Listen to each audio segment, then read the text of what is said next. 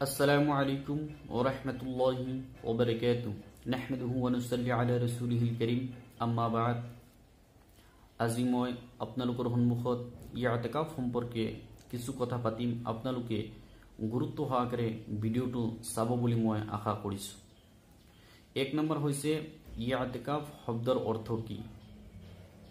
ইআতিকাফ শব্দৰ অৰ্থ হৈছে অৱস্থান কৰা, যে আমি নিৰ্দিষ্ট কেইটামান দিন আল্লাহ তাআলাক ৰাজি আৰু খুশি কৰিবৰ কাৰণে মছজিদত অৱস্থান কৰাকে ইআতিকাফ বুলি কোৱা হয়। नंबर 2 হৈছে ইআতিকাফ আমি কেলে কৰো।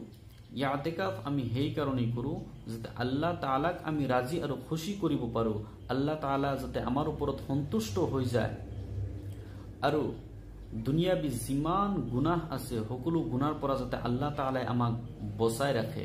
আৰু মেইন উদ্দেশ্য হৈছে আল্লাহ তাআলাই যাতে আমাক লাইলাতুল কদৰ নসিব কৰে। नंबर 3 হৈছে ইআতিকাফ কেই প্ৰকাৰ আৰু কি কি। ইআতিকাফ হৈছে তিনি প্ৰকাৰ। এক নম্বৰ হৈছে ওয়াজিব ইআতিকাফ, দুই নম্বৰ হৈছে সুন্নত মুআক্কাদা আলাল কিফায়া ইআতিকাফ, তিন নম্বৰ হৈছে নফল ইআতিকাফ। ওয়াজিব ইআতিকাফ কাক কোৱা হয়।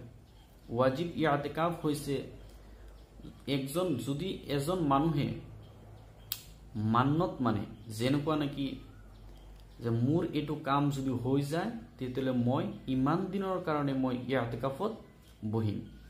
তে সেইজন মানুহে যিমান দিনৰ কাৰণে মান্নত মানিছে সিমান দিন ইআতিকাফ কৰা তাৰ ওপৰত ওয়াজিব হৈ গৈছে। তে সেই ইআতিকাফক ওয়াজিব ইআতিকাফ বুলি কোৱা হয়। আৰু সুন্নত মুআক্কাদা আলাল কিফায়া ইআতিকাফ হৈছে 10 দিন ইআতিকাফ কৰা। ৰমজান মাহৰ শেষৰ 10 দিন ইআতিকাফ কৰাকে সুন্নত মুআক্কাদা আলাল কিফায়া ইআতিকাফ বুলি কোৱা হয়।